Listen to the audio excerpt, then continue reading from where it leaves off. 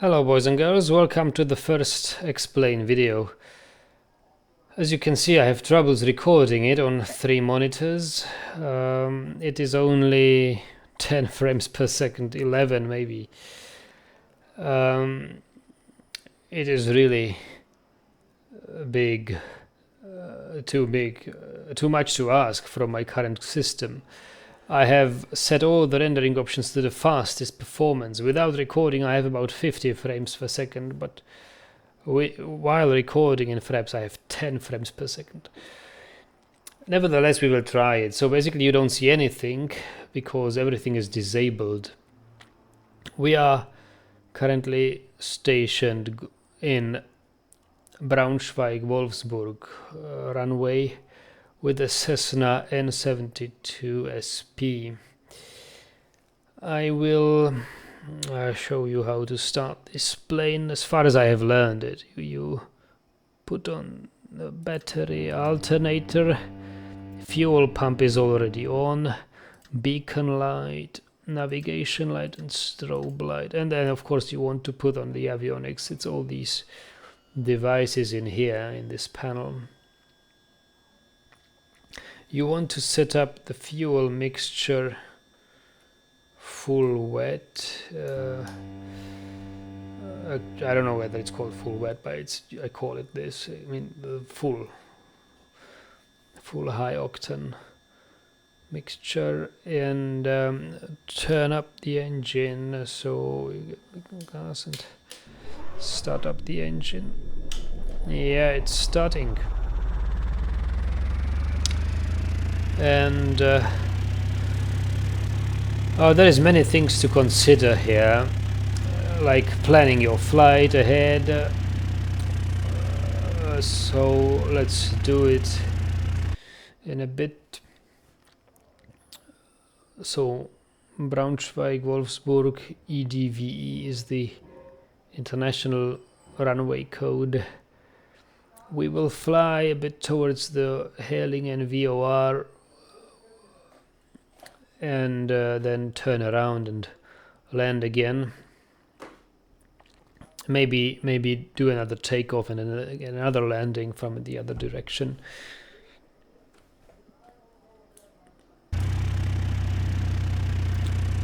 Oh yeah, the VOR, what is its frequency? 117.30. We can set it on here. Navigation 117, what was it exactly? 117.30.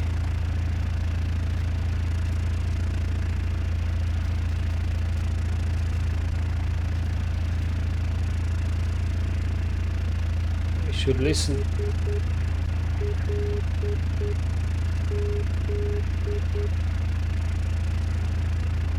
I don't know the Morse code.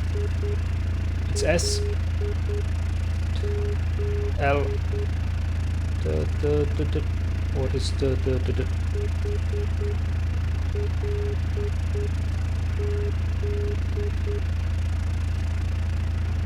I don't know the third one. It's SL something. Hopefully, no H. Oh, okay. It's four dots. HLZ. Okay, HLZ. That's the VOR we want to fly towards to. So let's punch it. We have a slight crosswind, so I have to take care of it with my rudder pedals. Once we reach a certain speed, I will take off.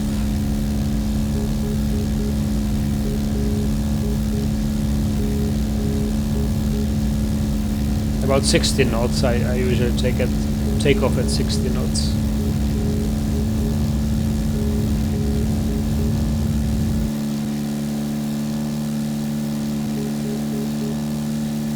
And retract the flaps.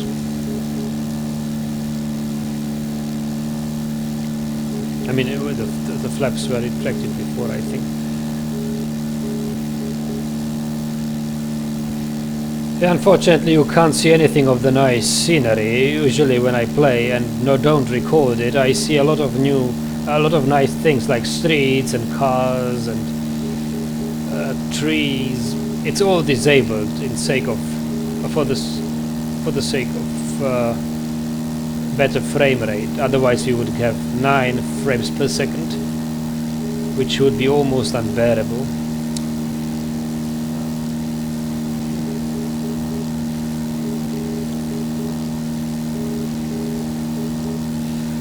The problem with recording not flight simulator, but recording X-Plane is that it only supports recording from if you have Macintosh and QuickTime Movie, and you have to have a 32-bit operating system, which is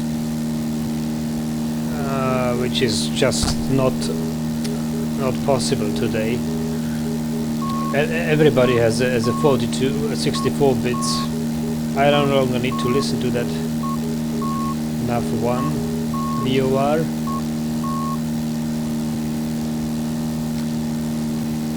I think we can... Oh, actually I want to fly towards it.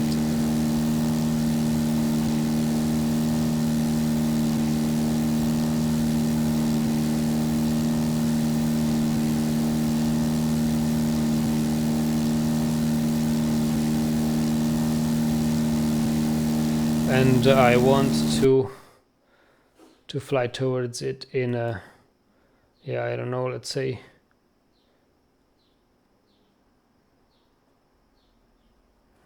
(240).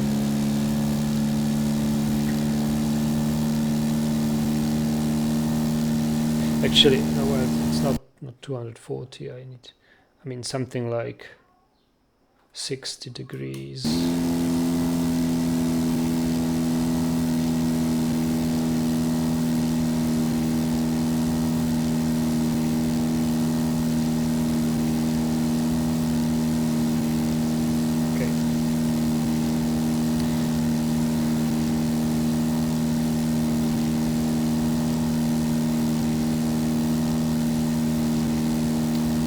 But I don't think we have to trouble with the VOR this time.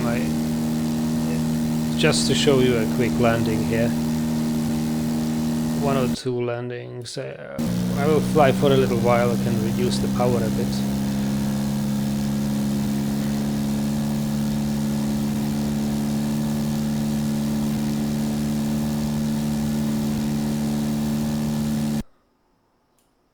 Okay, yeah.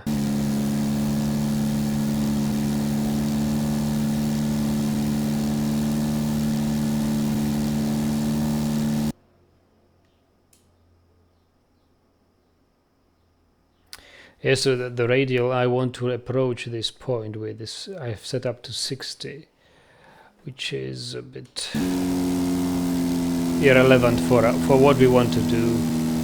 I might just as well ignore it.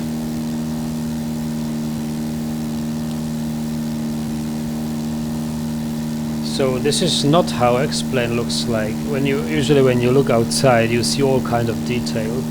This is really the bare minimum. It can't get any worse like that. But recording it on a triple screen setup, I want to see somebody do it. Recording X-Plane on a 3-screen setup with a Windows 7 64-bit system or Windows 8.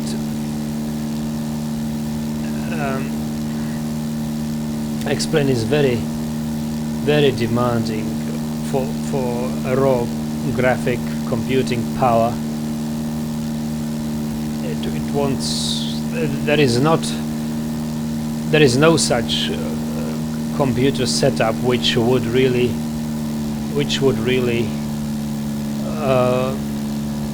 run X-Plane smoothly with all the details on.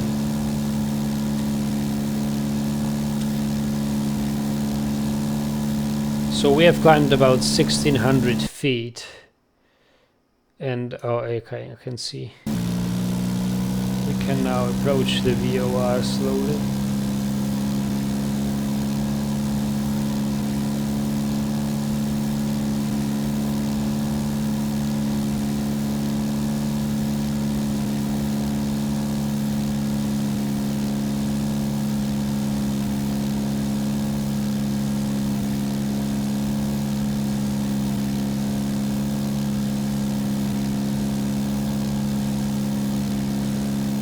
don't know, 30 degrees.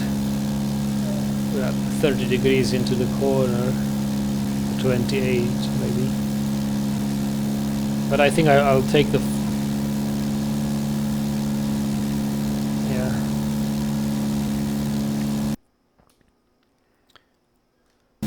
we should be able to see the runway back there. I'll take another such corner, maybe at 20 degrees.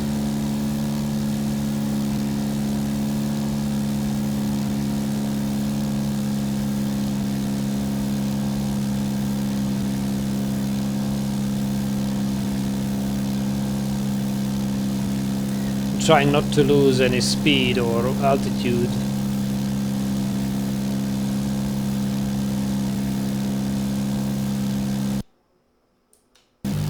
Almost there. Should be able to see the runway somewhere. I can't really see it. The rendering details are so low, it's almost like flying at night with instruments only. Oh, there is it. There it is. I can see it already.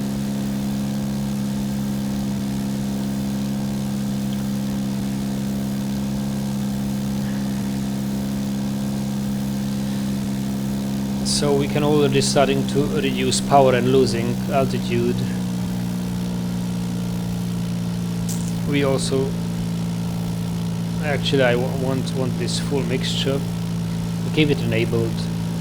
Sometimes it helps you landing when you decide to not to land and just take off again. It's easier.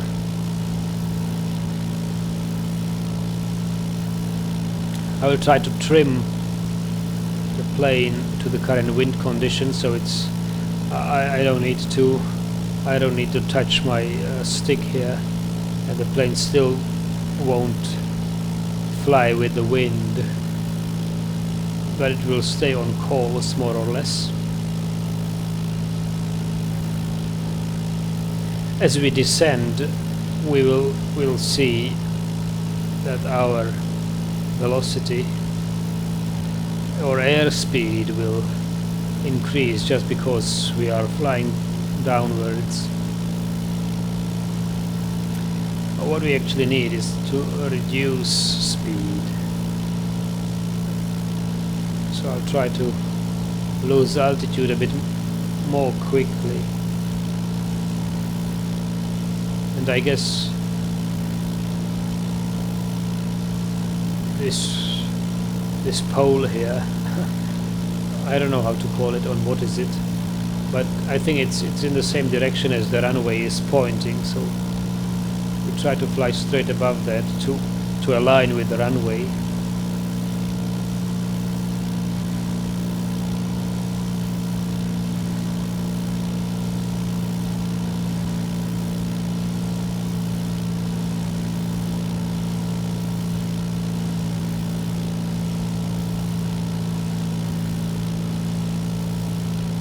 We still have 100 knots of speed, right? Or 90 something. 95. That's okay for this distance.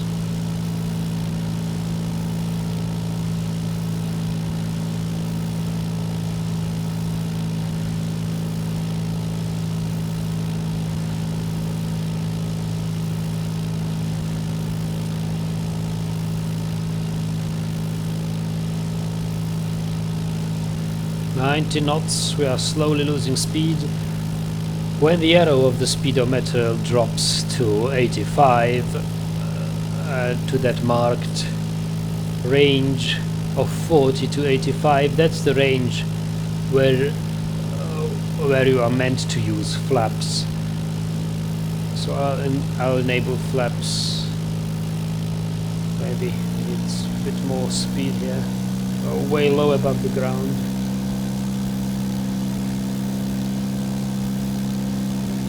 Very low altitude.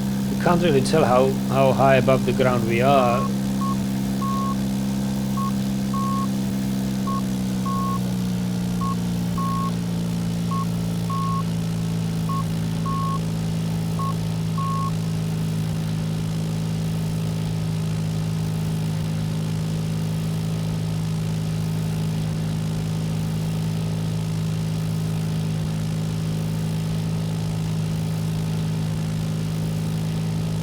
Okay, and I think we should engage flaps right now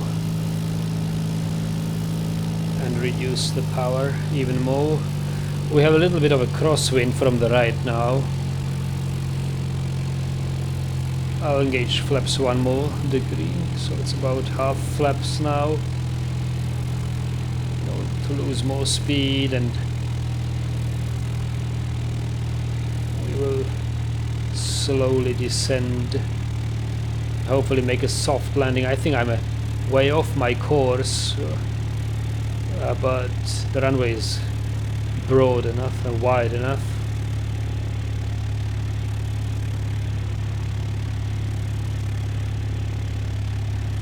Flaps 1 more time, and then I starting to pull the nose up.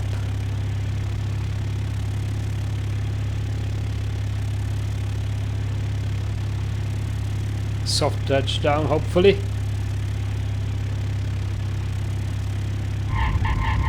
Well, yes, I think you could do that, although we are not in the middle of a runway, which is not how it's supposed to be. We should have landed in the middle of the runway. Yeah, but I'll try another time. Another time being now. So let's go for another takeoff.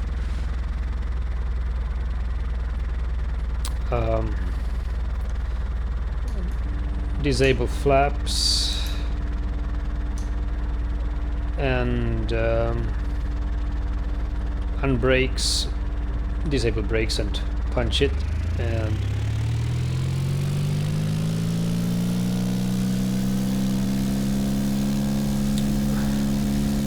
you see, I didn't even enable the landing light. I'm not so skilled with the lights yet.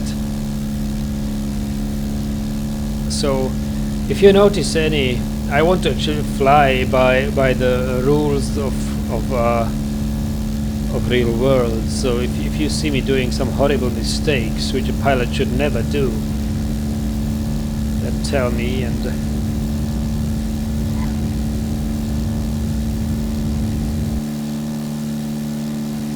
I'll try to get better next time. I'll try to trim the plane.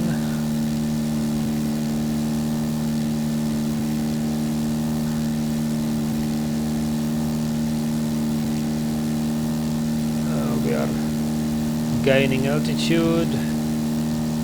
The tachometer shows 2500 RPM, which is almost at the very limit of what this plane can do. Maybe we are flying slow. Probably I didn't check the setup of this flight. Probably it's set up with lots of fuel and lots of cargo, which is not what I wanted. Next time I'll set up something lightweight, and let's fly a bit here. I really enjoy this 3-screen view. It's amazing, especially when you're not recording and have a higher frame rate. The tracker device here really gives you a nice view. If you want to see, you can even see outside of the plane. If you want to see what's below us, you can see below us, or from the side, you know, or another side. It's possible. It's very nice. A great view. If you want to see any of these instruments, you can just go. Normally it's not so. Normally when not recording, the frame rate is much better than that. Than this. What you can see, we are currently running at 10 frames per second, which is a big shame.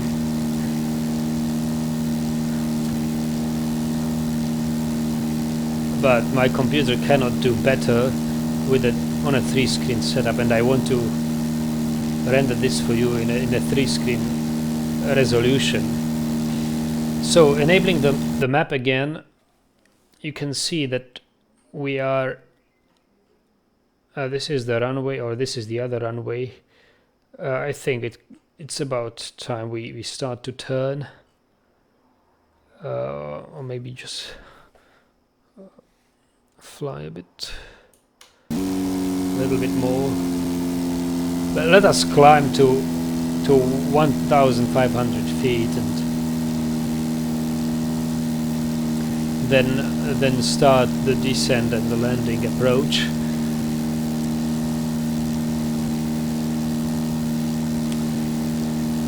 I can also try to make it a 60-degree corner or 60-degree turn. I'll try to first to stay at level with my altitude, which is 1,500. Probably normally we wouldn't be allowed to fly this low. I think we're supposed to fly at least 2,000 feet here, but I'm not quite sure what the regulations say.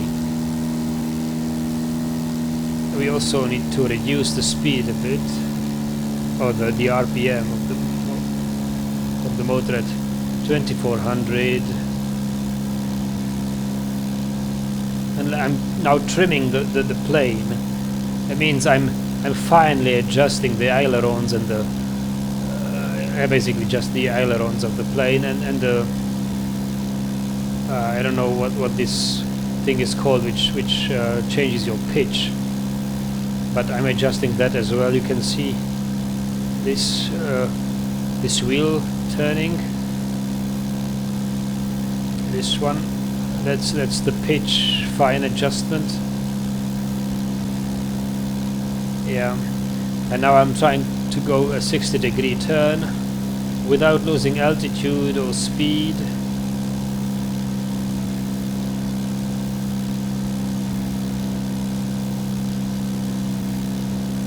I'm losing altitude way too much. I'm trying to counter it with my rudder, but probably no, we have not do that. I don't know where we actually ended up. We should have ended up. Yeah, it's almost done. The 180 turn.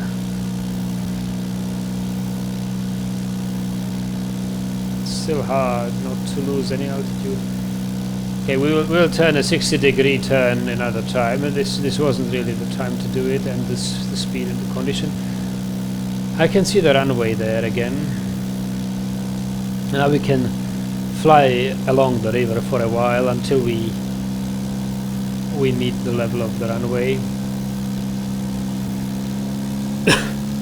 And we've lost about 300 feet doing that maneuver. I guess you normally aren't allowed to do such maneuvers. It's almost acrobatic what we did now, and it's not what you do in this kind of flight. Yeah, I think we can align now with the runway, reduce the speed, start reducing the speed early enough. You can always increase the speed if you decide not to land, but you can hardly decrease the speed any faster than you can in the air. How do you brake in the air?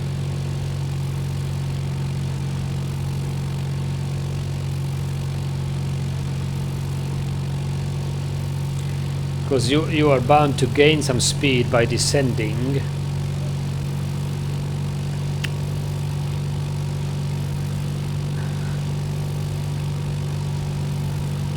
And you need a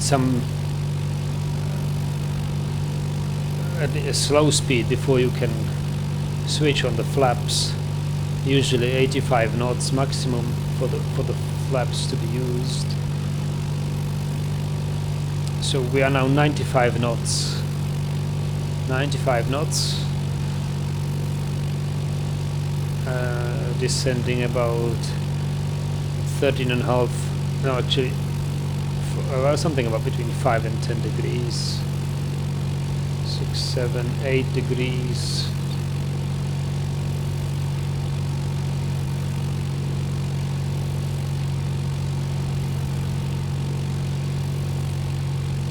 I'm aiming to land on the first white bar, then we can see across the runway. So now we have the speed of about 85. I'm switching off the flaps to the first degree.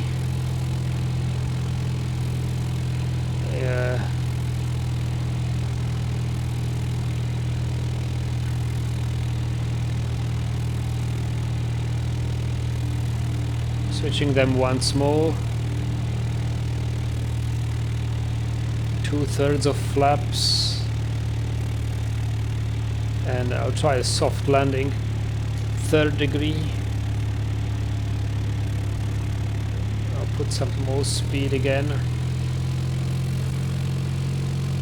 And again, try to pull up my nose and land on the rear wheels first, reducing the gas now.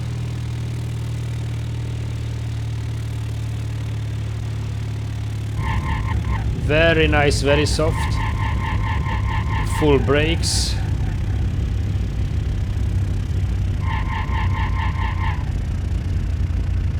I mean, this was one of my best landings now so far. A very soft landing. Engaging the brakes, I think I can. Let's switch off the. Normally you wouldn't switch off an engine like this. You would probably taxi to a safe place, not stay on the runway like this. But for now, this should be enough. I want to show you the replay mode of X-Plane. We can see the last moments of this landing in different views, of course. So this is where how we landed, and we will compare it to my first landing in this session later on, but currently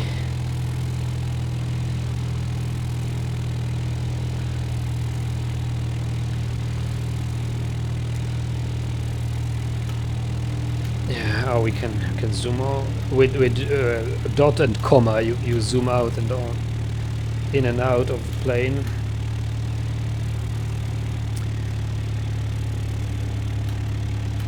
And I'll try to see the landing from here. How actually, what was the landing angle here? How slowly I descended. Yeah, this is the flaps. You can see the flaps fully engaged here. Very slow and soft descend here. Yeah, it could be a tiny bit softer, I think, but it was very fine, I think. Very nice. And the braking, I think I used lots of the brakes. In a plane when you're braking, the brakes are actually so they have to absorb so much energy that they are used up very quickly. So the brakes, actually you count the number of landings in a plane, and after a certain amount of landings you have to service the brakes. It's not like in a car where you go to a service after, I don't know, 10,000, 20,000 kilometers. In a plane you go to service the brakes after, I don't know, so many landings. And it's not too high, the number is not too high, so it's a number of a few dozens of landings. You have to exchange the brakes because they are so used up. It's such a great energy they have to absorb and transform into heat, that they are used up very quickly. Now let's see my first landing in this session. I think it was much worse. We are slowly, I don't know actually how fast we are descending. It's hard to tell with all the details off, but we are descending much faster. Oh, or slightly faster, I think. At least now. I still have corrected the course here, and this is where I it wasn't so bad either. I see. The landing angle could be a bit higher. The nose could have been a bit higher up when landing here. A bit more delay. The rear wheels and the front wheel landed almost simultaneously. That's not how you're supposed to do it. The nose should be way more up. Let's say, I don't know, 3 to 5 degrees more up, and the front wheel should touch the ground later on. Yeah, but both landings were quite okay. We can see them again from a different perspective.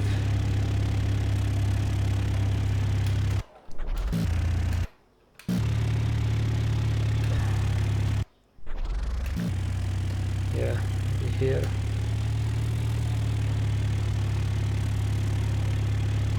That was the first one, and let's see the second one.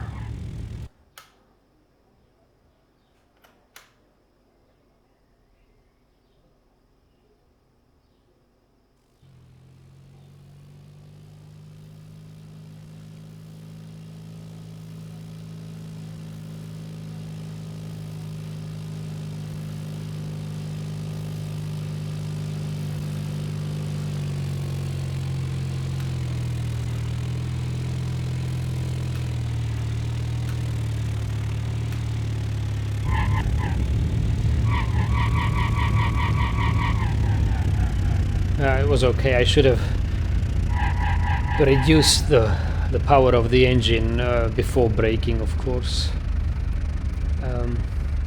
It's not funny. If you have any comments on that, if you know flying better than me, please tell me. I want to learn to fly properly. I'm even thinking about doing a private pilot license next year. But next time I want to try something with navigation and VOR and some stuff, some curve stuff. At least that's what I've learned so far. Hope you enjoyed it a bit. See you next time.